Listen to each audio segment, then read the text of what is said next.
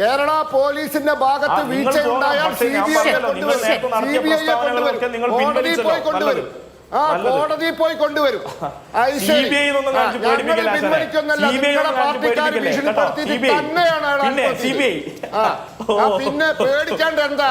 പേടിക്കാത്ത മക്കള്, അയ്യോ പേടിക്കാത്ത മക്കള്, പേടിക്കാത്ത മക്കള്. അയ്യോ മാർക്സിസ്റ്റുകാർക്ക് തീരെ പേടിയില്ല, തീരെ പേടിയില്ല. മമതാ ബാനർജി തല്ലി ഓടിച്ചതാ, ബംഗാളിൽ നിന്ന് മമതാ ബാനർജി തല്ലി ഓടിച്ചതാ.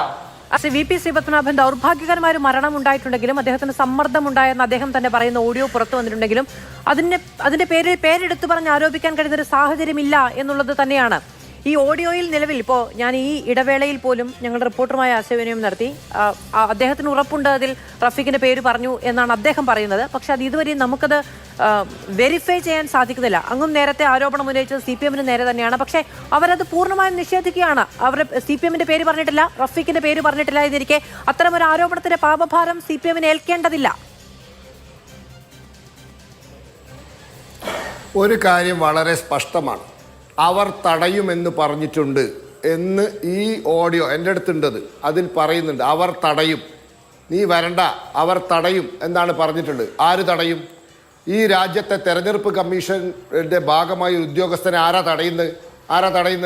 ഇതിപ്പോൾ TV ചാനൽ ചർച്ചയിൽ അങ്ങോട്ടും ഇങ്ങോട്ടും ചർച്ച ചെയ്യേണ്ട വിഷയമല്ല. ഇവിടെ ഒരു പോലീസ് അന്വേഷണം ആവശ്യമാണ്. ഒരു കോഗ്നിസബിൾ ഒഫൻസ് നടന്നിട്ടുണ്ട്, ഒരാളെ ഭീഷണിപ്പെടുത്തി ആത്മഹത്യയിലേക്ക് നയിച്ചിട്ടുണ്ട്. അത് ഒരു സർക്കാർ ഉദ്യോഗസ്ഥനാണ്.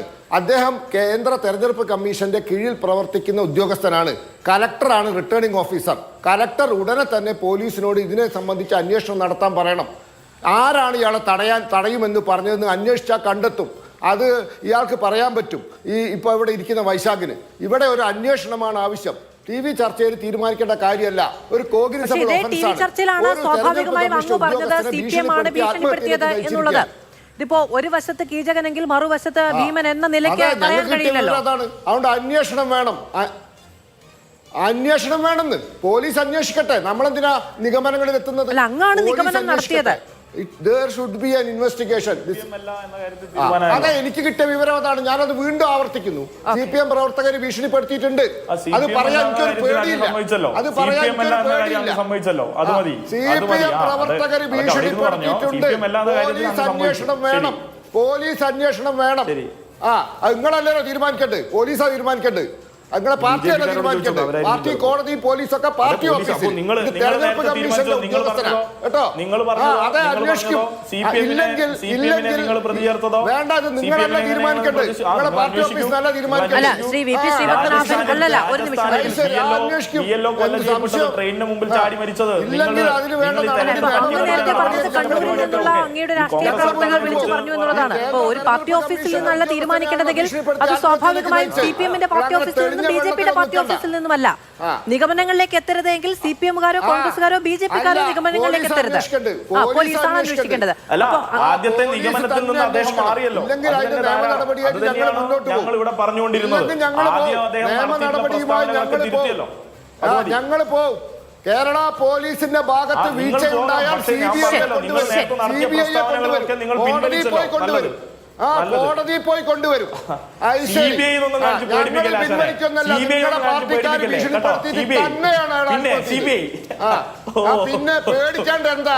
പേടിക്കാത്ത മക്കള്, അയ്യോ പേടിക്കാത്ത മക്കള്, പേടിക്കാത്ത മക്കള്. അയ്യോ മാർക്സിസ്റ്റുകാർക്ക് തീരെ പേടിയില്ല, തീരെ പേടിയില്ല. മമതാ ബാനർജി തല്ലി ഓടിച്ചതാ, ബംഗാളിൽ നിന്ന് മമതാ ബാനർജി തല്ലി ഓടിച്ചതാ. അല്ല, ആ നിലയിലേക്ക് പോവേണ്ടതില്ല. നിഗമനങ്ങൾ പാടില്ല എങ്കിൽ അത് ആരുടെ ഭാഗത്തു നിന്നും ഉണ്ടാകരുത് എന്നുള്ളതാണ്. പാർട്ടി ഓഫീസിൽ നിന്ന് തീരുമാനിക്കേണ്ടതെങ്കിൽ അത് ഒരു പാർട്ടി ഓഫീസിൽ നിന്ന് തീരുമാനിക്കരുത് എന്നുള്ളതാണ്. വലിയ ധൈര്യശാലികൾ തല്ലി ഓടിച്ചതാ.